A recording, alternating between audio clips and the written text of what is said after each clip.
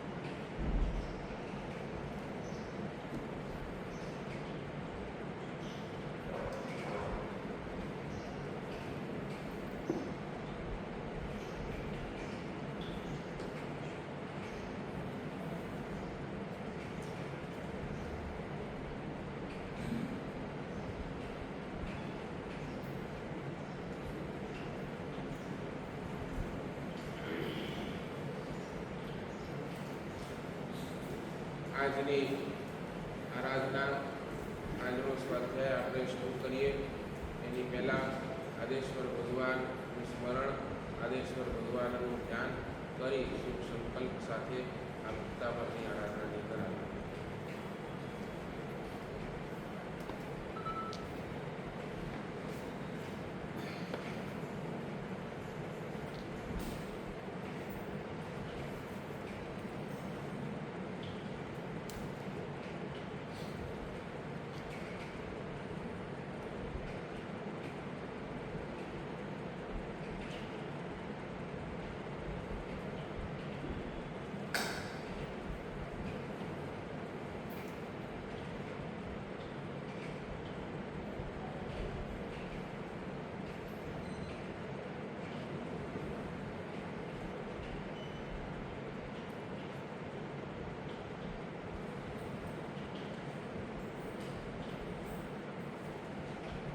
હે દેવાળી દેવ શબ્દો દાદા, આપના ચિત્ત પ્રભાવથી હું સ્વસ્થ છું, પૂર્ણ સ્વસ્થ છું, પૂર્ણ સ્વસ્થ છું, હું પૂર્ણ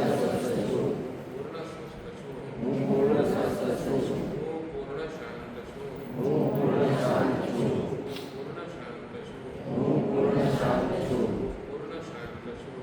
પૂર્ણ શાંત છું, પૂર્ણ સમૃદ્ધ છું, પૂર્ણ સમૃદ્ધ છું, પૂર્ણ સમૃદ્ધ છું, પૂર્ણ સમૃદ્ધ છું, પૂર્ણ સમૃદ્ધ છું. આપના શરણમાં હું નિર્ભય છું, નિર્ભય છું, નિર્ભય છું, નિર્ભય છું. મારી ધર્મક્રિયાથી મને ત્રીજા ભવે મોક્ષ મળો, મને ત્રીજા ભવે મોક્ષ મળો. મારી ધર્મક્રિયાથી મને ત્રીજા ભવે મોક્ષ મળો, મારી ધર્મક્રિયાથી ત્રીજા ભવે મોક્ષ મળો. મારી ધર્મક્રિયાથી મને ત્રીજા ભવે મોક્ષ મળો.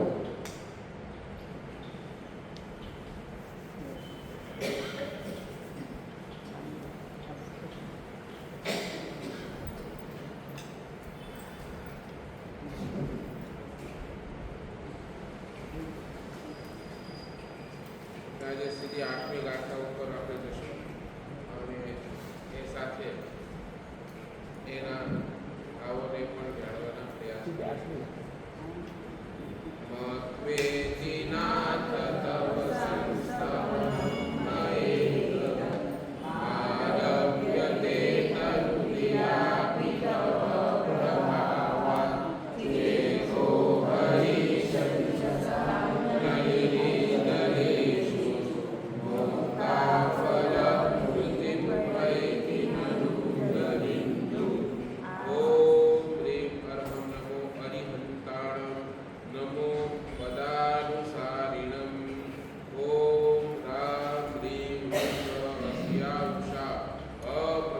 चक्रे खट विचक्राय रौद्रं स्वाहा। ओम ह्रीं लक्ष्मणा रामानंद देव्यै नमो नमः स्वाहा।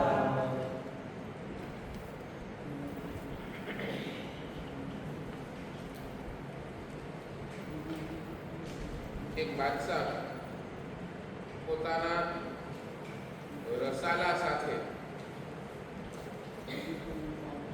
એક જગ્યાથી બીજી જગ્યા જઈ રહ્યો. ઘણા બધા ઊંટો હતા અને ઘણા બધા ઊંટો ઉપર એમને સામાન ભર્યો. રસ્તામાં ચાલતા ચાલતા, રાજસ્થાનનો રસ્તો હતો, રસ્તામાં ચાલતા ચાલતા એક ઊંટ પડી ગયો અને એના ઉપર જે સામાન હતું એના અંદર બધા દાગીના હતા, બધા મોતી હતા, એ પડ્યા અને આખા વિખરાય. જેવી આ દાગીના મોતી બધા વિખરાયા ને તો એ બાદશાહના રસાલાની અંદર જેટલા પણ સૈનિકો હતા ને એ બધા દોડ્યા. શું લેવા માટે? દાગીના છે, આ મોતીઓ છે, એ બધા લેવા માટે દોડ. બાદશાહની બાજુમાં એનો ખાસ જે વ્યક્તિ હતો, એનો જે બોડીગાર્ડ આપણે કહી શકીએ એ હતો. બાદશાહ એને કીધું કે તને નથી લેવા મોતી, આ બધા મોતીને બધા વિખાઈ ગયા છે, તને નથી લેવા મોતીને, દાગીનાને.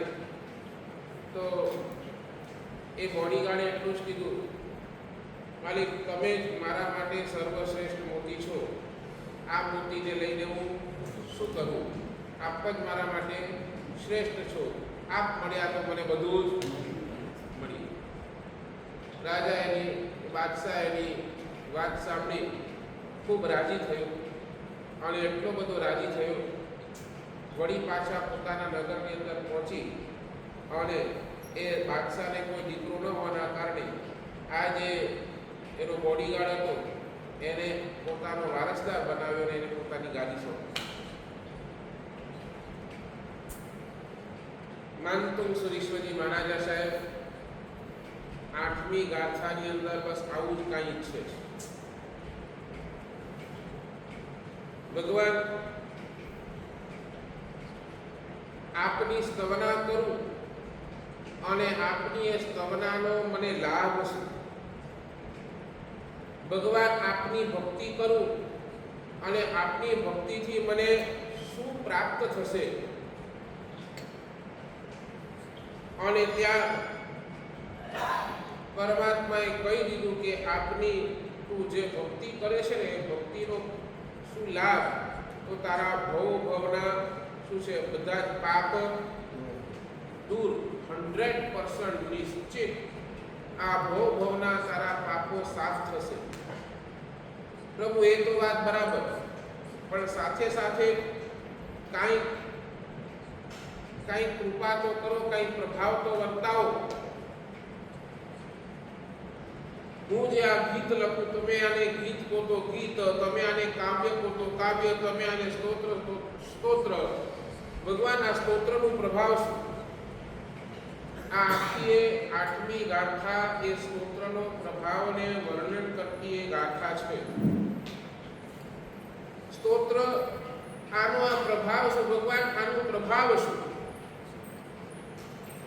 તો આનો પ્રભાવ એટલું જ કે જ્યારે જ્યારે પણ કોઈ આ સ્તોત્રને ભાવથી ગાશે, કોઈ આ સ્તોત્રની અંદર પોતાના ભાવોને વ્યક્ત કરશે, ત્યારે એના ચિત્તની અંદર જે પણ ચિંતા હશે એનું હરણ આ સ્તોત્ર કરી દેશે.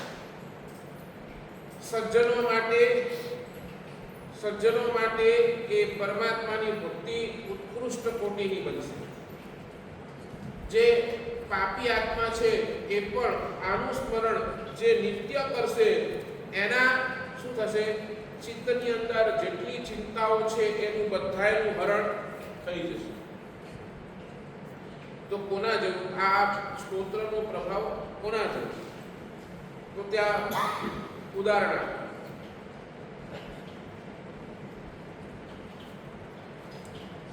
લીલુંછમ તળાવ છે અને એ તળાવની અંદર એ લીલાછમ પાંદડાની ઉપર છે ને કમળ ઉગેલા છે. કમળ ઉગેલા છે ને સમજે ને શિયાળાના દિવસોની અંદર શું પડે? ઓસ પડે, બરાબર? આપણે ઝાકળ કહીએ અને ઝાકળ અને એ કમળના પાંદડા ઉપર એનું એક બિંદુ, એ ઝાકળનું એક બિંદુ, એ બિંદુ આપણે જ્યારે જોઈએ ને આપણે કેવું લાગે? એકદમ એકવાર એ મોતીને પણ એકવાર શું છે તપી જાય, બરાબર ને? એવું સુંદર લાગે. જેમ ઓલો કમળના પાંદડા ઉપર રહેલો એક ઝાકળ, એ પાણીનું એકમાત્ર ટીપું એ પણ જો મોતી જેવું લાગતું હોય, મોતીને પણ ટપી જતું હોય, તેમ આ સ્તોત્ર પણ ભક્ત હૃદયને નજરાણું બનશે, તેમાં કોઈ શંકાને સ્થાન નથી. જેના હૃદયની અંદર આદેશ્વર દાદા, ઋષભદેવ દાદાની ભક્તિ રમતી હશે, એ આ સ્તોત્રનું ગાન કરશે, એને એના જીવનની અંદર આનંદ આનંદ આનંદ સિવાય બીજું કાંઈ નથી. જો એક વાત સમજી લેજો,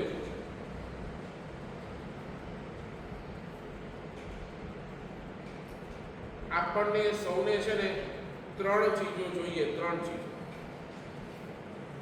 નંબર 1, સાધનાનું બીજ જોઈએ. આપણા બધાય પાસે કાંઈક ને કાંઈક સાધનાનું બીજ જોઈએ. તમે આખો દિવસ 24 કલાક જે પણ કરતા હો, એની અંદર પરમાત્માએ બતાવેલી જે સાધના છે, આરાધના છે, એ શાસ્ત્રકાર કહે છે બીજ રૂપે છે. તમે એક સામાયિક કરી તો સમજી લેજો એ સામાયિક બીજું કાંઈ નથી, બીજ છે. બીજ છે, બરાબર? તમે એક પ્રતિક્રમણ કર્યું એટલે શું થયું? એ તમે બીજ લાવ્યા. સમજો, તમે જાપ કર્યું તો શું કર્યું? તમે બીજ લાવ્યા. તમે તીર્થની યાત્રા કરી તો શું કર્યું? બીજ લાવ્યા. તમે આ સ્તોત્રનું ગાન કર્યું તો શું કર્યું? તો બીજ લાવ્યા. એટલે નંબર 1, શાસ્ત્રકાર એમ કહે છે દરેક વ્યક્તિ પાસે સાધનાનું બીજ હોવું જોઈએ. કાંઈ પણ સાધના હોય, કાંઈ પણ નાની પણ સાધના, એક નાનકડો 1 રૂપિયાનું પણ દાન કર્યું તો એ તમે શું કર્યું? એક બીજ લાવ્યા. હજી વાવ્યું નથી, ખાલી તમે આ શું કર્યું? બધું બીજ ઊભું કર્યું, બરાબર ને? આ ભેગા કર્યા. જેમ ખેડૂત પણ શું કરે? પહેલા બીજ લઈ આવે ને, પછી એ જુએ, ભૂમિ જોઈએ, પછી બીજા નંબરની અંદર શું જોઈએ? બીજને વાવવા માટે શું જોઈએ? ભૂમિ જોઈએ, બરાબર ને? તો હવે ખેડૂત છે તો એ કેવી ભૂમિ ઉપર બીજ વાવશે? બરાબર ને? જે ભૂમિની અંદર આ બીજ વાવીએ અને એ ભૂમિની અંદર જો એ બીજ વાવ્યા પછી એ જો ઉગે, એ ખેડૂતને ખાતરી છે કે આ બીજ ફળદ્રુપ છે, આના ઉપર પાણી નાખીશ, ખાતર નાખીશ, આના ઉપર હું મહેનત કરીશ તો ચોક્કસ મારા બીજ શું છે? ઉગી નીકળશે. તેમ શાસ્ત્રકાર એમ કહે છે સાધનાના બીજ જોઈએ. તો એ સાધનાના બીજ તમે ક્યાં વાવશો?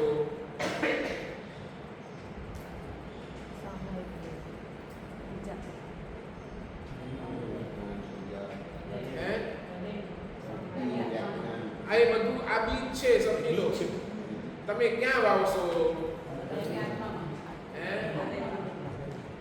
મને સમજાય એવું બોલો.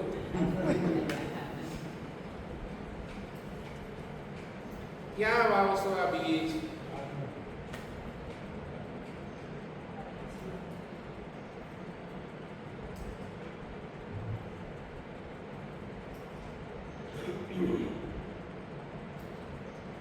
શાસ્ત્રકાર કહે છે બીજા નંબરની અંદર શ્રદ્ધા રૂપી ભૂમિ જોઈએ. આત્મા બાત્મા તો બધું પછી છે. આત્મા તો શું છે? એ જ્યારે બધું જ મેળવી જાય ને ત્યારે એ સંપૂર્ણ આત્મા બને.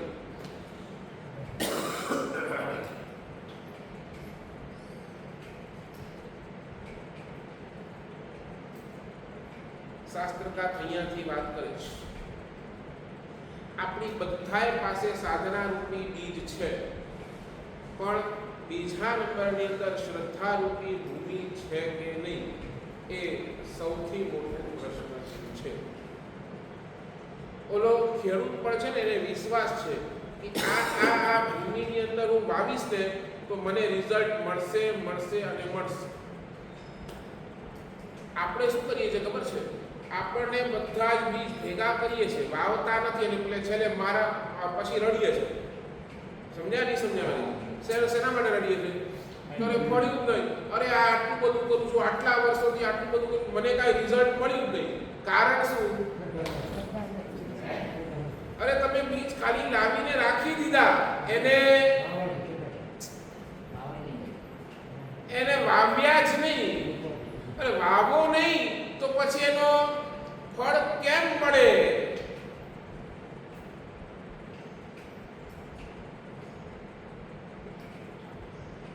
નહીં બેઠી વાત મારી?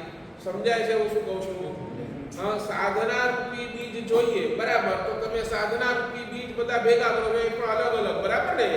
અલગ અલગ સાધના કરીને અલગ અલગ બીજ ભેગા કરો છો, પણ વાવો ક્યાં છો એ જ પ્રશ્ન છે. તો શાસ્ત્રકાર કહે છે શ્રદ્ધા રૂપી ભૂમિ જોઈએ.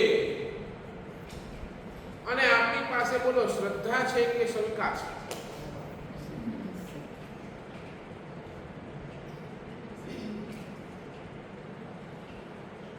તમે અહીંયાથી પુના જવા માટે નીકળ્યા હો, પુના જવા માટે તમે તમારી ગાડી લીધી અને ગાડી લઈને તમે નીકળ્યા. તમે ચાલતા જાઓ છો, વધતા જાઓ છો આગળ, તો તમને ક્યાંય કોઈ સાઇનબોર્ડ નથી, ક્યાંય કોઈ તમને ખબર જ નથી, તમારી પાસે ગૂગલ મેપ નથી, કાંઈ નથી. તમને આ રસ્તો સીધો દેખાય છે અને તમને લાગે છે કે આ રસ્તો પુના જાય છે, તમે આગળ વધી રહ્યા છો, બરાબર. હવે શું થાય છે ખબર છે? એ આગળ વધતા બે રસ્તા ફાટે. પછી ઉપર કોઈ સાઇનબોર્ડ નહીં, તમારી પાસે કોઈ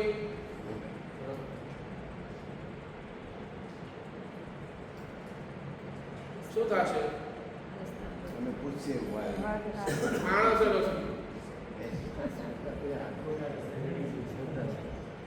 બોલો શું સવારના વહેલા પોર નીકળે કોણ મળે તમને? અને એ વખતે શું થાય? તમને મનની અંદર શંકા ઉભી થઈ જાય, આ રસ્તે જાઓ કે આ રસ્તે જાઓ, અને તમને એક તકલીફ, તમને હેરાન, તમે ત્યાં થાવ, બરાબર ને? બસ શાસ્ત્રકાર એ જ કહે છે, એક તમે જેટલી પણ સાધના કરો છો ને, જેટલી પણ બીજ વાવો છો ને, એ બધું ઉખડ ભેગું કરવાવો છો.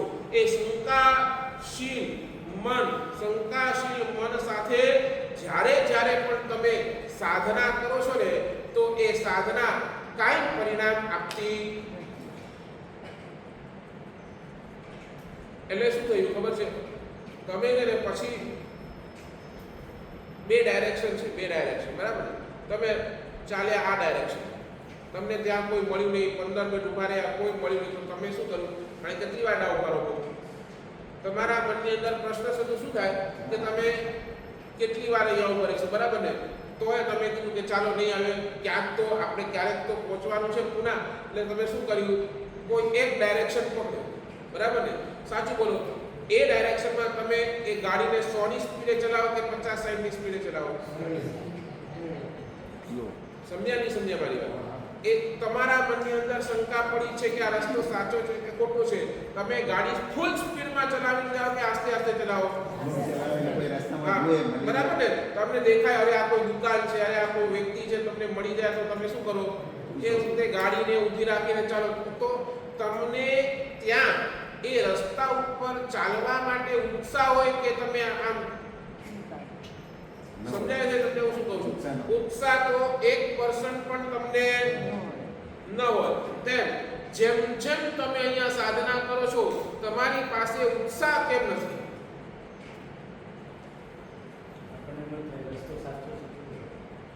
ઉત્સાહ કેમ નથી? શ્રદ્ધા નથી. તમારી પાસે શંકા ઊભી જ છે. નહીં કાંતિબેન? સાચું બોલો. જ્યારે સવારના ઉઠો ને એક વાર તો મનની અંદર આવો પ્રશ્ન આવે કે આ વ્યાખ્યાન મેં વેના કે ન વેના?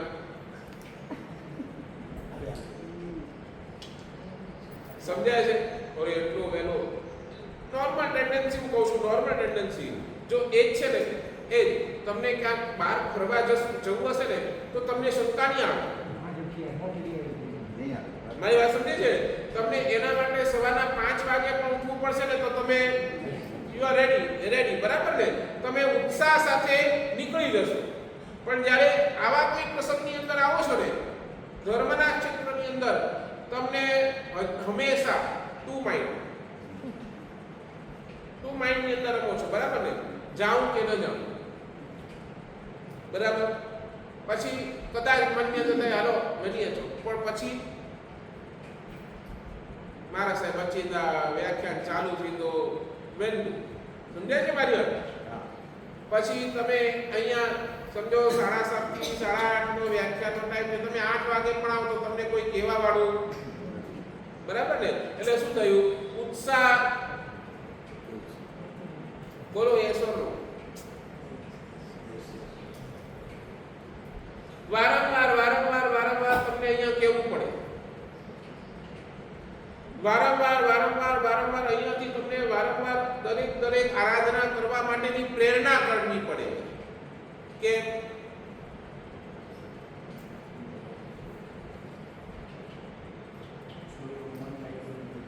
શ્રદ્ધા જ નથી.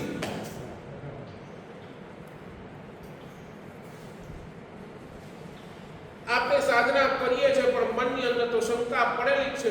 એટલે આ સાધનાનો જે ફળ મળવો જોઈએ આજ સુધી આપણને મળવો નથી.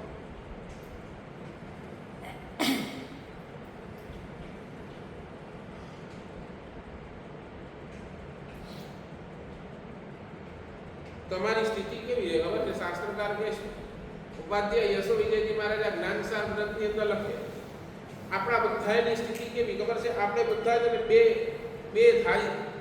બે ધાર ઉપર ચાલીએ છીએ. સમજાય છે? ધર્મ તમે કેમ નથી કરતા? એના છે ને તમારી પાસે એક બાનું છે. સાહેબ શું કરવું? સંજોગો એવા છે. બરાબર? તમારી પાસે એક પહેલું બાનું ધર્મ નહીં કરવાનું પહેલું બાનું શું? સાહેબ સંજોગ એવા છે. બાહ્ય પ્રતિકૂળતા ઘણી બધી છે. બોલો ને? તમને સવારના 7:30 વાગે વ્યાખ્યાનની અંદર આવવું હોય તો તમે બોલો બાહ્ય પ્રતિકૂળતા બહુ છે. સવારના છોકરાના સ્કૂલ હોય, બોલો બેનો એના ડબ્બા બનાવવાના હોય, સમજાય છે ને? ટિફિનો તૈયાર કરવાના હોય, આ હોય. એટલે તમે કહો કે સાહેબ બાહ્ય પ્રતિકૂળતા એટલી બધી છે અમે આવી નથી શકતા, અમે ધર્મ કરી નથી શકતા. બરાબર? ક્યાંક કોઈ જવાનું હોય, ક્યાંક ટાઈમ ન હોય. તમારી ભાષાની અંદર તમે પાસે ટાઈમ ઘણું છે પણ તમે એક જ વાત કરીને બેઠા હો કે અમારી પાસે ટાઈમ. એટલે બાહ્ય પ્રતિકૂળતાના કારણે ધર્મ થતો નથી અને ધર્મ કરવા માટે આંતરિક અનુકૂળતાનો ભાવ પેદા થતો નથી. સમજાય? બાહ્ય પ્રતિકૂળતા છે એટલે ધર્મ થતો નથી. પ્રતિકૂળતા સમજો ને? બાહ્ય તકલીફો ઘણી છે અને એટલે ધર્મ થતો નથી અને આંતરિક અનુકૂળતાના ભાવ થતા નથી.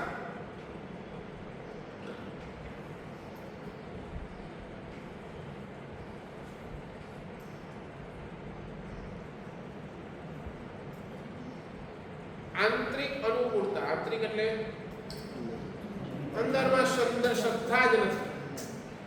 એટલે ત્યાં ભાવ પેદા થતા.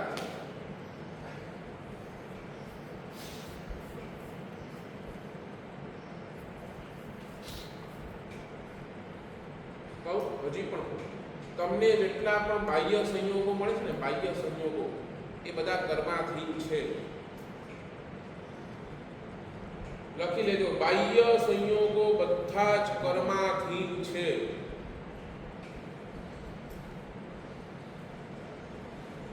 તમે અહીંયા પ્રવચન સાંભળવા માટે બરાબર 7:30 વાગે તૈયાર થઈને બેઠા, તૈયાર થઈને બસ નીકળવાના છો, અને એ જ વખતે તમને ફોન આવે કે ભાઈ ફલાણાનો બનાવ બની ગયો છે, શું કરવું પડે?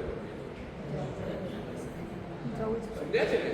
એ વખતે તમને પ્રવચનને ડ્રોપ કરવું પડે. હવે બોલો, આ બાહ્ય સંયોગ બન્યા તો એનું પાછળ કારણ શું? અંતરાય કર્મ, બરાબર ને? તો તમારા કર્મના ઉદય તમને બાહ્ય સંયોગો નડે છે. બાહ્ય સંયોગો દેવાનું કામ કર્મનો. તમે જેટલી પણ વાર વિચારી લો, જેવું તમે ધર્મ કરવા માટે તૈયાર થતા હો અને તમને કોઈ અડચણ આવે છે, તમને કોઈ, તો એ 100% કામ કરો. તમારી તૈયારી જે છતાં તમે નથી કરી શકતા તો એનો કામ કરો. પણ આંતરિક ભાવ જેને પેદા કરવાનો કામ ધર્મ.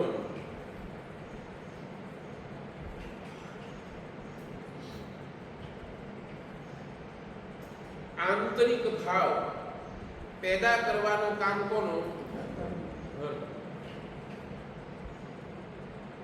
એટલે એનો અર્થ શું? સંયોગો ગમે તે આવે, કર્મના ઉદય સંયોગો ગમે તે આવે. એક્ઝામ્પલ સાથે તમને ક્લિયર કરીશ. કર્મના ઉદય સંયોગો ગમે તે આવે, પણ એ સંયોગોની અંદર પણ મારો મન શું વિચારે છે, મારા મનની અંદર એ વખતે શું અભિગમ છે, એ લાવવાનું કામ ધર્મ.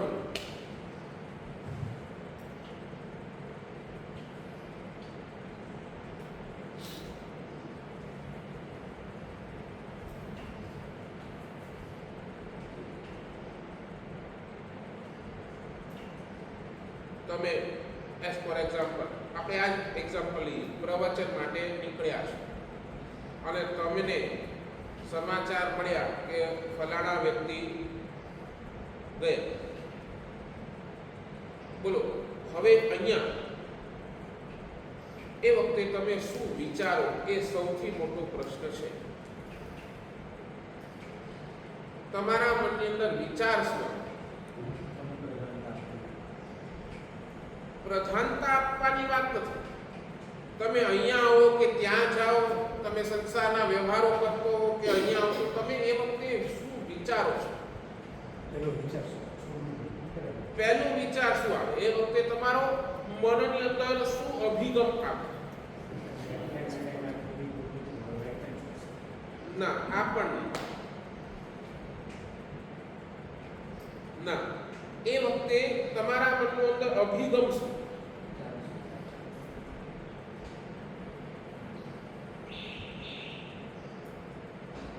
જીવ અનાદિકાળથી આ સંસારની અંદર ભટકે છે. જન્મ મરણ ચાલુ છે. જે આવ્યો છે એ જવા વાળો જ છે, બરાબર? ફિક્સ છે ને? જે આવ્યો છે એને જવાનું છે. ઓલો ગયો તો એક દિવસ મારે પણ જવાનું છે. પણ જીવ, હું શું કરીને અહીંયાથી જાઉં એ સૌથી વધારે ઇમ્પોર્ટન્ટ છે. સમજાય છે? એ વખતે તમારો મનનો અભિગમ આવો હોય, જીવ શું કરીને જાઉં. સંસારના કાર્યો, સંસારની પ્રતિકૂળતા તો ઊભી જ છે. જ્યારે ધર્મ કરવાની વારી આવે છે ત્યારે સંસાર તો આ કર્મના ઉદય પ્રતિકૂળતા તો રહેવાની. જીવ આ સમજણના ભાવની અંદર ધર્મ નહીં કરીશ તો કયા ભાવની અંદર ધર્મ કરીશ? સમજાય છે? ગુરુ ભગવાન મળ્યા છે, ગુરુ ભગવાનની વાણી મળી છે, પરમાત્માની વાણી છે. લાવ, એકવાર પેલા પરમાત્માની વાણી સાંભળેલું ત્યાં તો જવાનું જ છે. ત્યાં તો જવાનું જ. આ અભિગમ જો આવે તો સમજો કે તમારી પાસે શ્રદ્ધા છે. નહીં બેઠે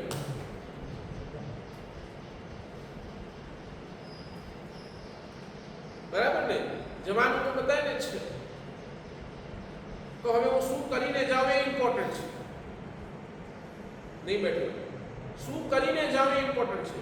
સંસારના કાર્યો કરીને જઈશ તો મારું શું થશે? અને એ સંસારના અંદર પણ હું થોડી પણ ધર્મની આરાધના કરીશ અને એ આરાધનાના પ્રભાવે કદાચ એ પરમાત્માની કૃપાથી કદાચ મારા કર્મ ખપાઈ જાય તો આ અભિગમ આવે તો સમજી લેજો તમારી પાસે શ્રદ્ધા છે.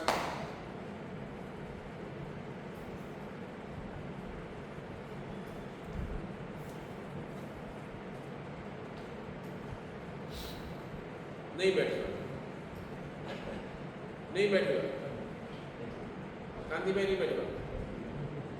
ત્યાં એડજસ્ટ કેમ કરતા?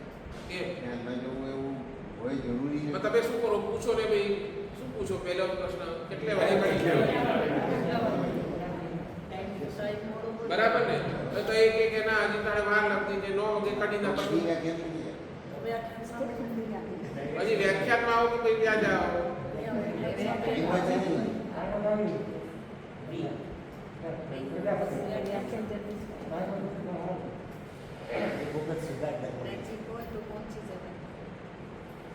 ચાલો હજી સિમ્પલ કરું તો ચાલો તમને XYZ કેન્સર થયું બરાબર, શું વિચારો? તમે તપાસવા ગયા, તમે ચેકિંગ કરવા માટે, તમને કેન્સર આવે, શું વિચારો?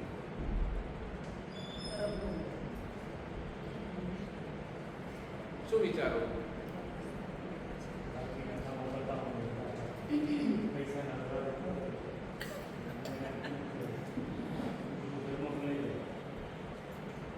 આવું છે.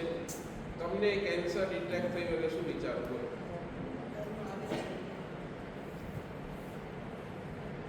શું વિચારો? બોલો તો ખરા.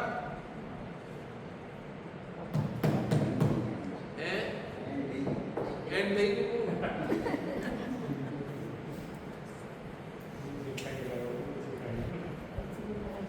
આ જ છે ને સમ્યક અભિગમની ખામિયા. કેન્સર ડિટેક્ટ થયો, તમે શું વિચારો કે સૌથી પહેલો તો કેન્સર કયા કારણે આવ્યો? કયા કારણે? હા બોલો ને, મારા કર્મનો બરાબર, મારા કર્મના આ જો સમ્યક અભિગમ જો આવે, મને તાવ આવ્યો, કેન્સર તો ઠીક છે, મને તાવ આવ્યો, તો તાવ આવે તો શું કારણ? તો તમને કેવું જ પડશે કે મારા કર્મના ઉદય મને કેન્સર આવે. બરાબર, હવે શું કરશો?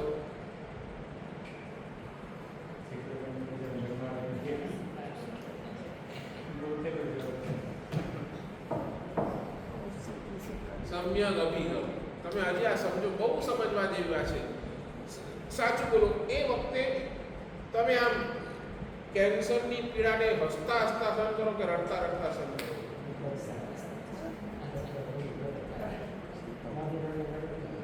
નહીં.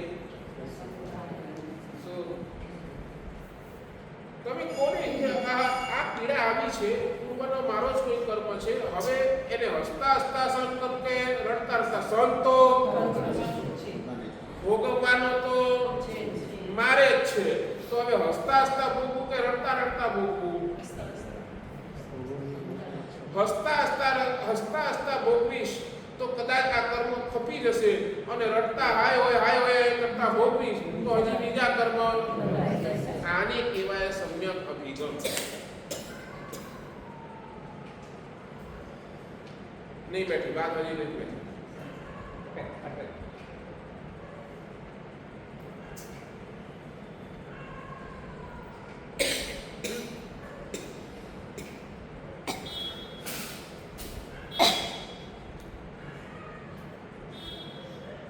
જ શ્રદ્ધા સમ્યક અભિગમ લઈને આવે છે.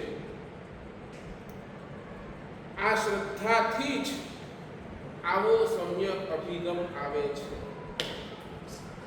જ્યાર સુધી શ્રદ્ધા નથી ત્યાર સુધી આવો અભિગમ પણ આપણા જીવનની અંદર આવતો નથી.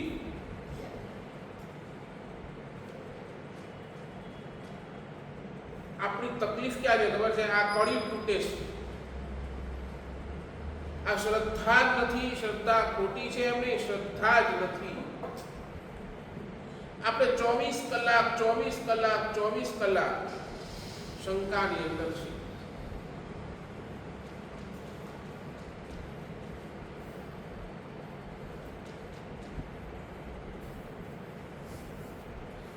અને કહું, શ્રદ્ધા છે ને વગર રિસ્કે જામતી પણ નથી. રિપીટ, શ્રદ્ધા છે એ વગર રિસ્કે જામતી પણ નથી. રિસ્ક એટલે જોખમ. રિસ્ક તમે રિસ્ક લો ને, જોખમ ધંધામાં નહીં. રિસ્ક લો ને, શું રિસ્ક લો? જોખમ શું લો? ધંધામાં લો ને જોખમ.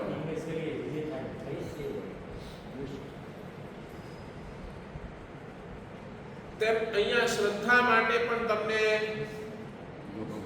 જોખમ લેવું જ પડે.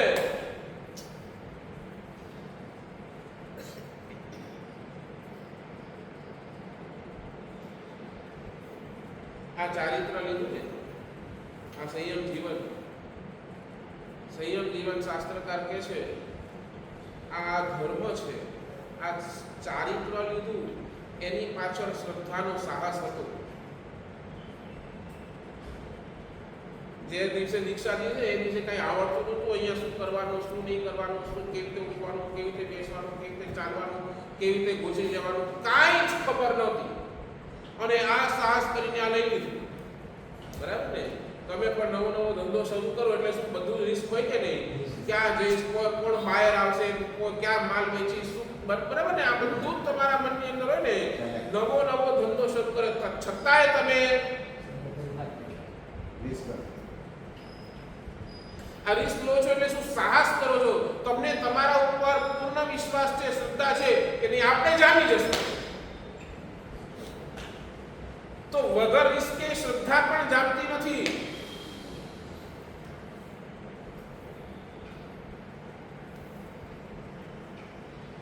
સાચું બોલો ને?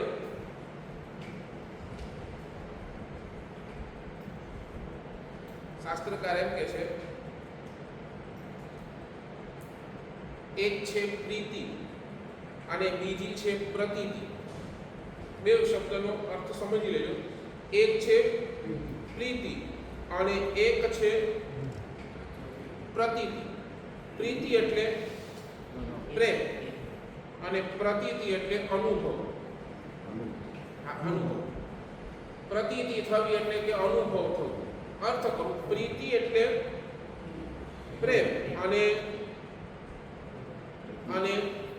પ્રતીતિ એટલે અનુભવ. હવે તમે મને કહો કે તમે જ્યારે પણ ધંધો શરૂ કર્યો પહેલા અનુભવ લીધો કે પહેલા એ ધંધાના અંદર તમને પ્રેમ જાગ્યો? શું વાત કરો?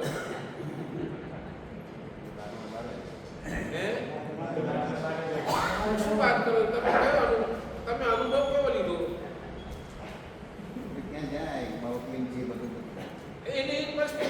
તમારો અનુભવ શું? તમારું પોતાનું અનુભવ શું? જીરો ને. એટલે તમે શું કર્યું? તમને લાગ્યું કે આ ધંધો જામશે. તમે જોઈ લીધી માર્કેટ, જોઈ લીધું, એનાલિસિસ કરી લીધું, માર્કેટ જોઈ લીધી, બધું જોઈ લીધું કે આપણે આ ધંધો કરીશું, આ ધંધો જામશે. બરાબર? અને પછી મંડી પડ્યા. અનુભવ તમને ક્યારે થયો? તમે જેમ ધંધાની અંદર આગળ વધતા ગયા તેમ તમને અનુભવ, તમારો પોતાનો અનુભવ થયો. બરાબર ને? કે ના ભાઈ આમ કરીશ ને તો આમ થશે, આમ કરીશ ને તો આટલા ગ્રાહક મળશે, આમ કરીશ ને તો મારું નુકસાન થશે. એમ તેમ તમને. એટલે સૌથી પહેલા શું આવ્યું બોલો? પ્રતીતિ કે પ્રેમ, પ્રીતિ. શ્રદ્ધા કે અનુભવ. ચાલો ને બીજી ભાષા કહું, શ્રદ્ધા કે અનુભવ. પહેલા તો તમે તમારા ઉપર જ શ્રદ્ધા રાખીને ના હું કરી શકીશ, એમાં રાઈટ કરો. પહેલા તમે તમારા ઉપર શ્રદ્ધા રાખી અને જેમ જેમ શ્રદ્ધા રાખી તેમ તેમ તમને અનુભવ.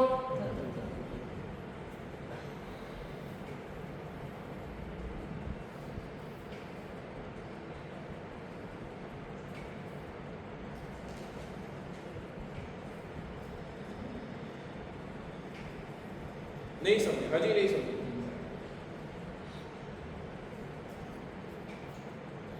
એટલે શાસ્ત્રકાર એમ કે છે અનુભવ થાય તો જ શ્રદ્ધા બેસે કે શ્રદ્ધા હોય તો અનુભવ?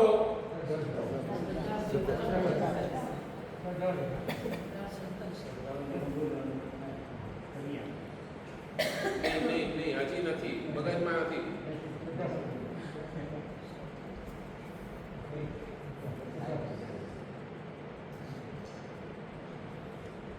સાચું, લગ્ન કર્યા ત્યારે અનુભવ કેવો હતો? હવે બોલો. એટલે નહીં, એ સમજ્યા કે નહીં? લગ્ન પહેલા કે અનુભવ પહેલા? સમજાય છે? અનુભવ લઈને તમે લગ્ન કર્યા હો તો તમે ત્યાં અહીંયા બેઠા હો.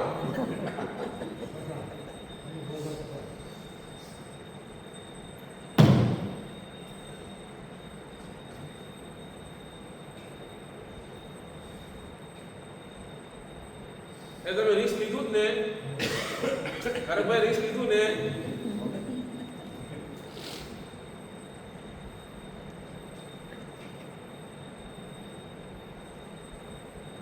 તો શાસ્ત્રકાર એ જ કહે છે જેની પાસે શ્રદ્ધા પાવરફુલ છે ને એને અનુભવની કોઈ જરૂર નથી. જેની પાસે શ્રદ્ધા બહુ જ પાવરફુલ છે એને અનુભવની કોઈ જરૂરત નથી.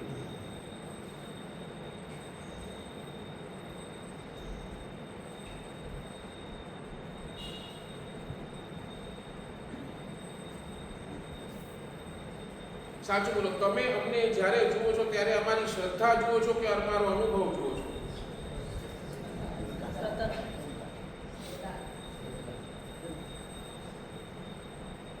વિચારીને બોલો. તમે જ્યારે અમને જુઓ છો ત્યારે અમારી શ્રદ્ધા જુઓ છો કે અમારો અનુભવ જુઓ છો?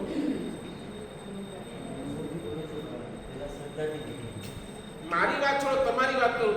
તમે અમને જ્યારે જુઓ ત્યારે અમારી અંદર તમને શ્રદ્ધા દેખાય કે અમારો અનુભવ દેખાય? પહેલા શું બોલો? અનુભવ જુઓ કે અરે આ દીક્ષા જીવન કેટલો બધો કષ્ટવાળો. બધાને આ બધું શું દેખાય તમને? આ બધું અનુભવ દેખાય ને? અનુભવ દેખાય એટલે શું થાય? શ્રદ્ધા આવે છે નહીં. એટલે તો આજ સુધી તમને છે ને શું દીક્ષા લેવા જેવી લાગતી. અને એટલા જ માટે તો શાસ્ત્રકાર લોકો કહ્યું સંયમમાં મુક્તિ કેમ? સંયમથી જ મુક્તિ કેમ? કારણ કે અહીંયા શ્રદ્ધા પહેલી, અનુભવ પછી. અને સંસારીને મુક્તિ કેમ નથી? કારણ કે તમારી પાસે અનુભવ પહેલો છે, શ્રદ્ધા આવતી.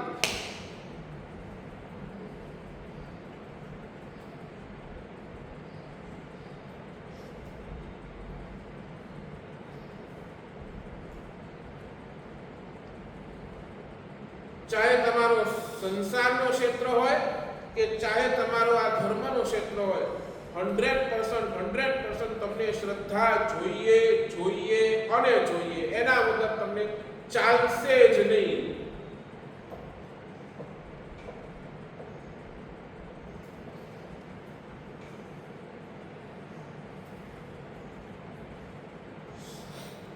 સાચું બોલો. હવે શ્રદ્ધા કેટલી?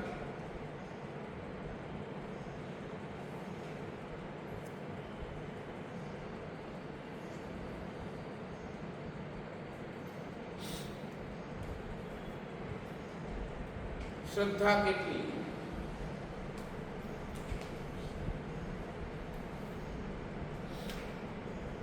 તો ભગવાન પોતાનો પ્રભાવ તમારા ઉપર પાડવા માટે તૈયાર છે, તૈયાર. પણ આપણને પરમાત્મા પ્રત્યે શ્રદ્ધા નથી.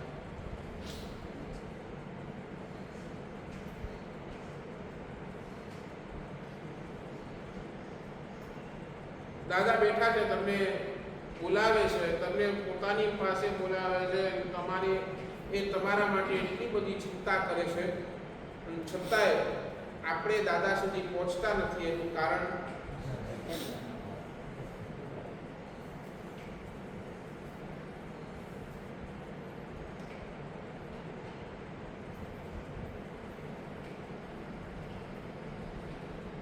શું? બોલો ને, કેટલા નવકાર ગણ્યા આજ સુધી?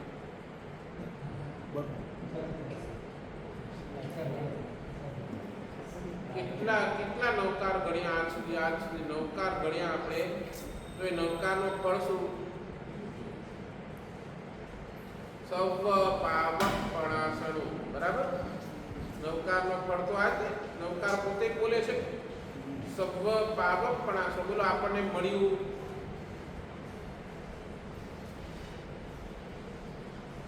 તમે આમ છાતી ઠોકીને કહી શકો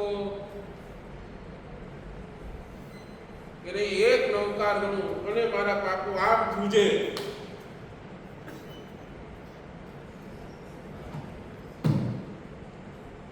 કેમ? કારણ શ્રદ્ધા ડગમગે છે.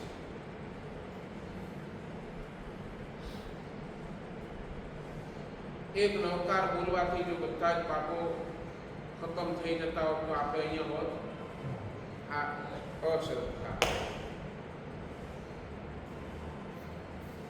મને નવકાર મળ્યો અને મને તારવા માટેનો, તરવા માટેનો શ્રેષ્ઠતમ વાહન મળ્યો, આ સમજાઈ જાય અને પછી એ ભાવથી નવકાર ગણાય. શાસ્ત્રકાર કહે છે 100%. શ્રદ્ધા શું લાવે? તો મેં પહેલા જ કીધું, સમ્યક અભિગમ લાવે. તમારા થોટ પ્રોસેસને બદલી નાખે. જ્યાં તમને શંકા હોય, શંકાને તોડીને એ સમ્યક અભિગમ એવો લાવે કે તમે મસ્તીથી ધર્મ કરી શકો.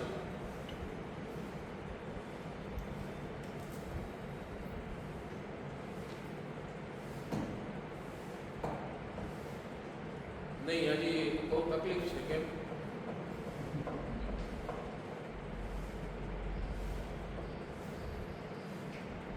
શ્રદ્ધારૂપી ભૂમિ જોઈએ.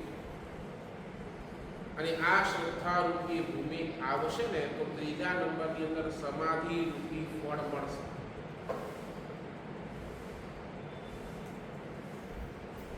સમાધિ રૂપી ફળ 100% મળ્યા વગર.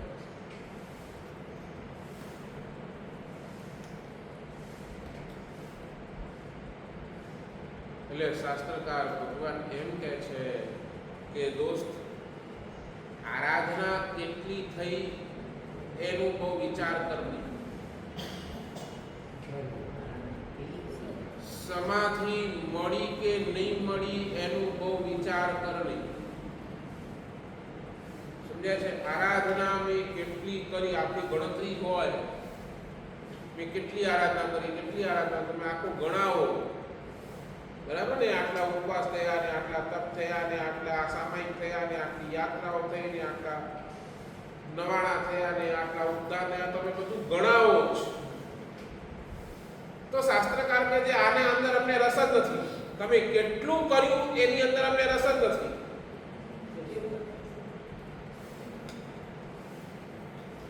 તમે આ કરીને શું મેળવ્યું એની અંદર પણ અમને રસ નથી.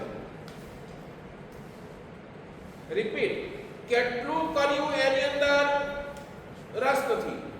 આ કરીને તમે શું મેળવ્યું એની અંદર પણ રસ નથી. દોસ્ત, આટલું જ કે જે આ જેટલું કર્યું એ કેવું કર્યું.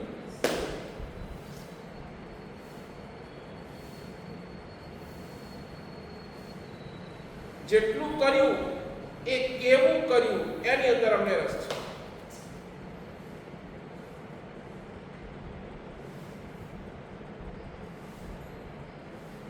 પુણ્ય એ સામાયિક કેટલી કરી એની અંદર ભગવાનને રસ નતો. એ સામાયિકનો એને રિઝલ્ટ શું મળવાનો હતો એની અંદર પણ ભગવાનને રસ નતો. પણ ભગવાનનો ઇન્ટરેસ્ટ ક્યાં હતો? આ સામાયિક કેવી કરે છે.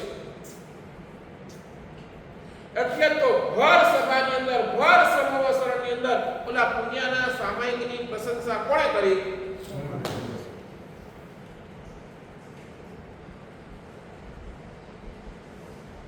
સાચું બોલો ને. અમને પણ તમારી આરાધનાની પ્રશંસા કરવાનું મન ક્યારે થાય? ક્યારે થાય? તમે કેટલી કરો છો એનાથી નહીં, પણ તમે કેવી કરો છો એના.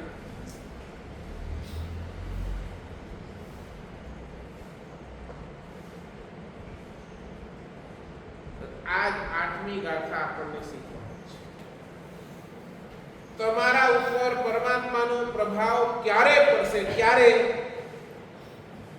જ્યારે તમારી પાસે આ શ્રદ્ધા રૂપી ભૂમિ હશે તો જ 100% પરમાત્માનો પ્રભાવ પડ્યા વગર રહેશે. આજ ભાવ 8મી ગાથાની અંદર માનતો સુરીશ્વરી મહારાજા સાહેબે સેવ્યું છે.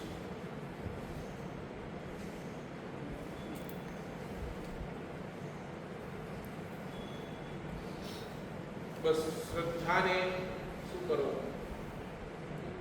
શ્રદ્ધાને ભજો.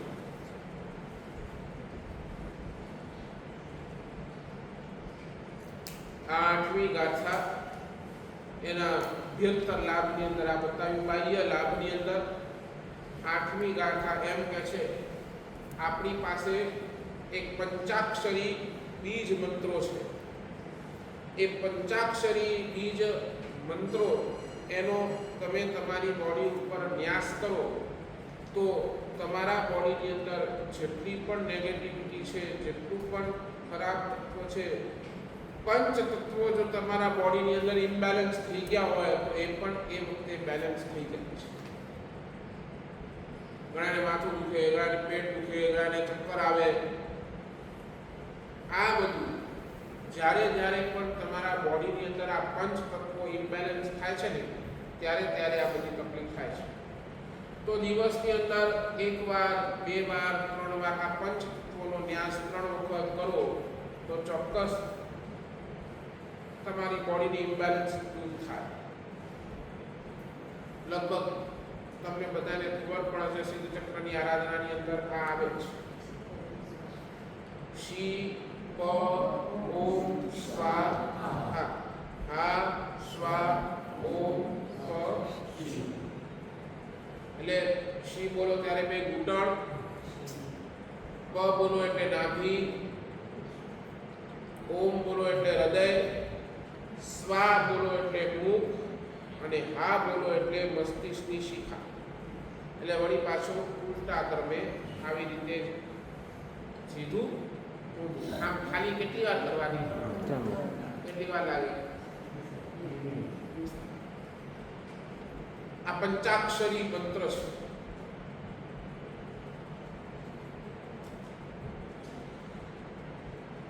જેને પેટની બહુ તકલીફ હોય, જેને પેટની બહુ તકલીફ હોય એને શું કરવાનું? પેટ દુખતું હોય, મરડો થયો હોય, પેટ સાફ ન થયું એને શું કરવાનું? તમારા આ 5 આંગળીઓને આમ નાભી ઉપર રાખવાની અને ઠ, શું બોલવાનું? ઠ ઠ ઠ 3 વાર બોલવાનું.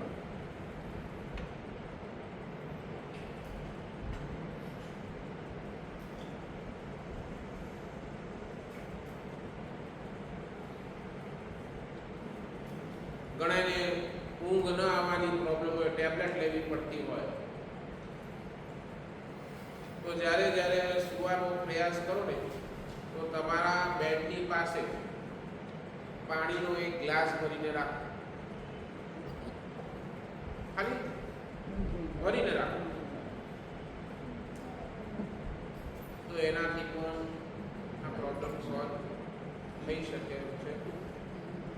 બીમાર રહેતા હો, બહુ બીમારી હોય તો ત્યાં કહે કે પંચમુખી રુદ્રાક્ષ એને ધારણ કરો, તમારા હૃદય સાથે એને ટચ રાખો તો પણ એ બીમારીની અંદર પણ તમને ખૂબ અંદરની શક્તિ પ્રદાન કરતો હોય છે. આવા એ ગાંઠાનો પ્રભાવ છે.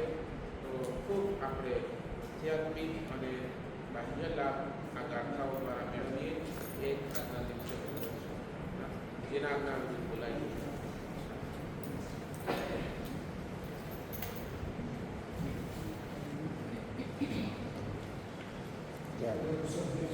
भगवान गुरु से जितनाथ भगवान हो जाए, गुरु से चंद्रगुरु स्वामी भगवान सदगुरु देव 9, 10 અને 11 3 તારીખ એટલે 3 દિવસ એવી રીતે અઠમ કરવાની કાલે જે જાહેરાત કરવામાં આવી હતી એમાં ઘણા નામો આવી ગયા છે. આજે પણ જેમને નામ લખાવો તો લખાવજો. એમાં તપસ્વીઓ જે છે એ જો